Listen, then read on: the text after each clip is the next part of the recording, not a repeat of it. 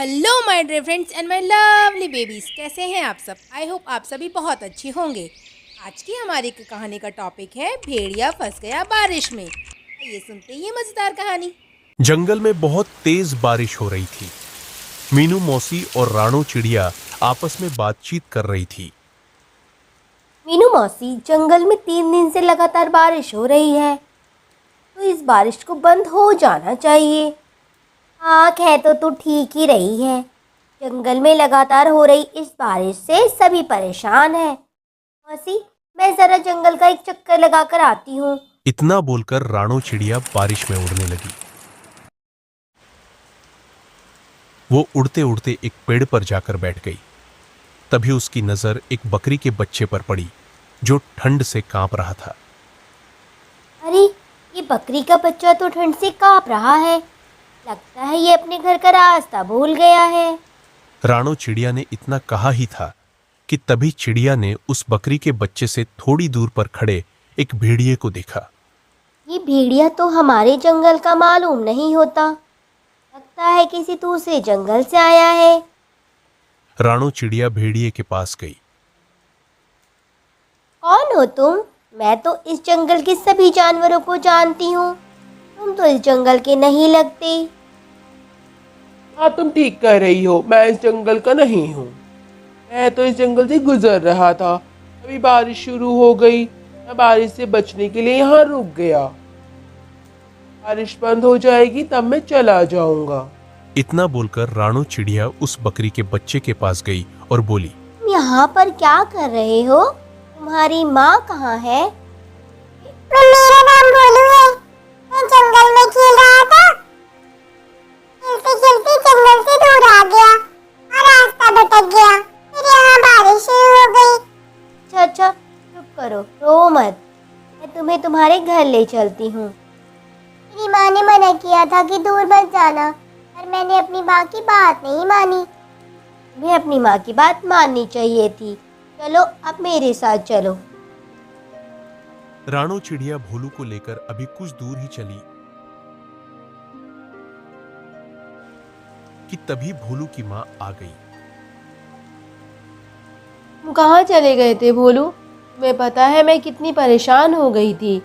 मैं आपकी आज से सारी बातें मानूंगा माँ। राणो चिड़िया भोलू को देखते हुए बोली, तुम अपनी माँ के साथ जाओ भोलू। जब तक बारिश बंद नहीं होती घर से बाहर मत घूमना। भोलू अपनी माँ के साथ चला गया और राणो भी उड़ते उड़ते मीनू मौसी के पास जाकर सारी बात बताने लगी। राणो चिड़िया की बात सुनकर मीनू मौसी बहुत गहरी सोच में डूब गई। मीनू मौसी, आप क्या सोचने लगी हो? मैं सोच रही हूँ कहीं वो भेड़िया उस बकरी के बच्चे को नुकसान तो नहीं पहुँचाना चाहता था। नहीं नहीं मीनू मौसी, वो तो एक तरफ चुपचाप खड़ा हुआ था और वो बोल रहा था कि बारिश की वजह से वो जा नहीं पाया। जैसे ही बारिश बंद होगी वो अपने जंगल चला जाएगा।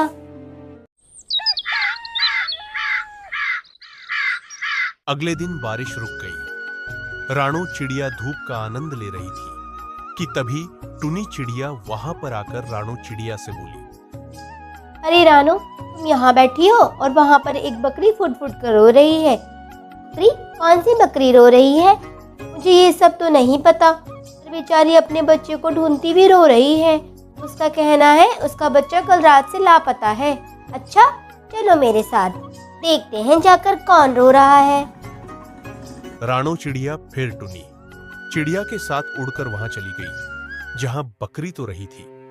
उसने देखा ये बकरी तो भोलू की मां है। राणो उसके पास जाकर बोली, क्या हुआ तुम्हें? क्यों रो रही हो तुम?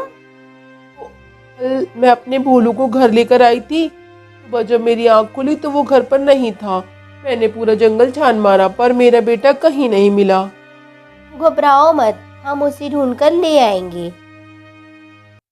राणो चिड़िया भोलू को ढूंढने के लिए जंगल में घूमने लगी। तभी उसके नजर उसी भेड़िए पर पड़ी जो बारिश की रात पेड़ के नीचे खड़ा हुआ था। भेड़िए आराम कर रहा था। राणो चिड़िया उसके पास जाकर बोली, क्या तुमने उस बच्चे को देखा है? वही बकरी का बच्चा जो कल रात बारिश में भीग रहा था। मैंने किसी बकरी के बच्चे को नहीं देखा। वैसे तो तुम कल ये कह रहे थे कि बारिश बंद होने के बाद चले जाओगे, पर अब तक क्यों नहीं गए? हाँ तो चला जाऊंगा थोड़ी देर में। तुम तो ऐसे बोल रही हो जैसे इस जंगल की महारानी हो और यहाँ पर तुम्हारा ही राज चलता है। मेरी मर्जी, जब भी जाऊं। राणो अपने मन ही मन में बोली। मुझे तो इस भेड़िए की नीयत पर पहले से ही शक था। मुझे जंगल के राजा शेर से इसकी शिकायत करनी होगी। फिर राणो चिड़िया जंगल के राजा शेर के पास चली गई और सारी बात बताते हुए बोली। मुझे उस भेड़िए पर शक हो रहा है महाराज। तभी शेर क्रोधित होते हुए राणो चिड़िया से बोला। इसका मतलब वो भेड़िया सच कह रहा था। तुम हमेशा जंगल के प्राणियों के खिलाफ मेरे कान भरती रहती हो। ये आप क्या कह रहे हैं महाराज? तभी राणो ने देखा कि वो भेड़िया गुफा के दूसरे हिस्से से निकलकर भोलू के साथ वहां आकर शेर के सामने खड़ा हो गया। राणो बड़ी हैरान होकर उसे देखने लगी। महाराज, जब मुझे पता चला कि ये बकरी का बच्चा कल से गायब है तो मैं इसकी तलाश में जंगल में घूमने लगा और इसको ढूंढकर यहाँ ले आया। ये रानो चिड़िया आप पे कान भरने जरूर आएगी, ये मुझे पहले से पता था, इसलिए मैंने आपको पहले ही सब बता दिया। महाराज, इस रानो चिड़िया के कारण ही दूसरे जंगल के जानवर आपके जंगल में आना पसंद नहीं करते और कोई भी प्राणी अगर आपके जंगल में आता है तो ये उसे भड़का देती है।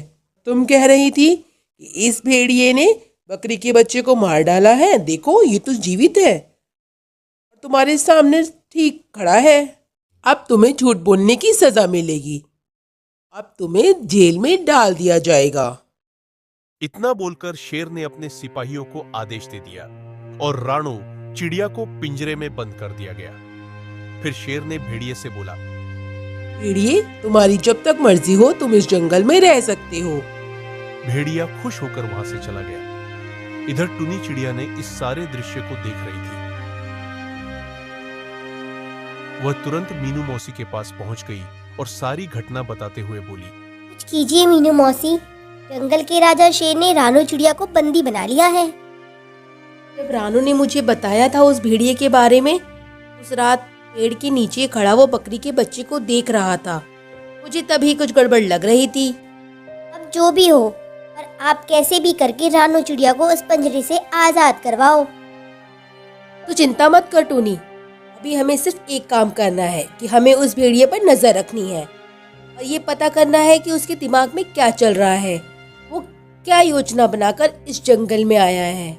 मीनू मौसी और टुनी चिड़िया जंगल में उस भेड़िए पर नजर रखने लगी। भेड़िया दिन भर जंगल में घूमता और दूसरे जानवरों का मांस छीनकर खा जाता। जब कोई जानवर उसे मांस देने से मना करता तो वह खुद को जंगल के राजा शेर का दोस्त बताकर रौब दिखाता और उनको डर देता। एक दिन भेड़िया घूमते घूमते भोलू बकरी के घर के पास चला गया।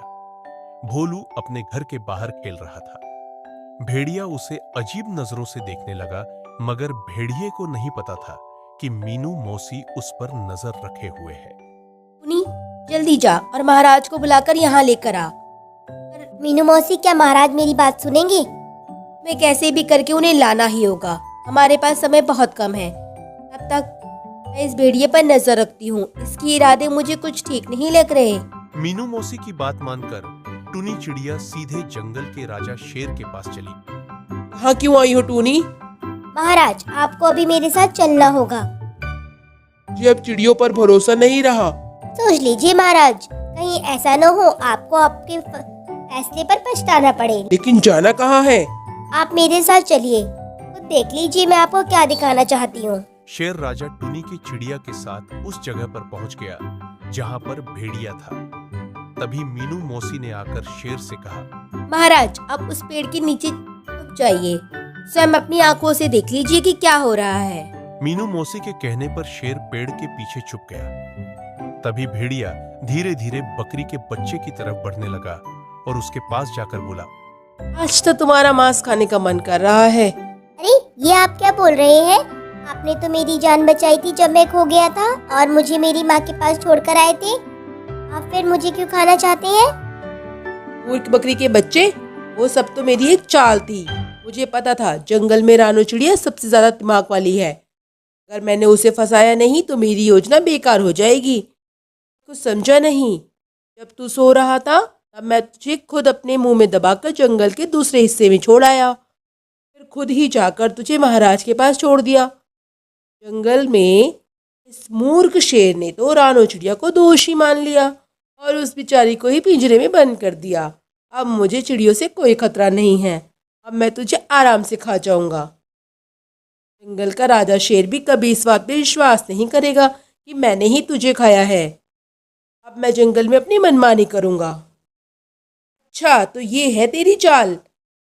जंगल की सबसे समझदार और मेरी विश्वसनीय पक्षी को मेरे ही हाथों बंदी बनवा दिया। अब मैं तुझे नहीं छोड़ूंगा।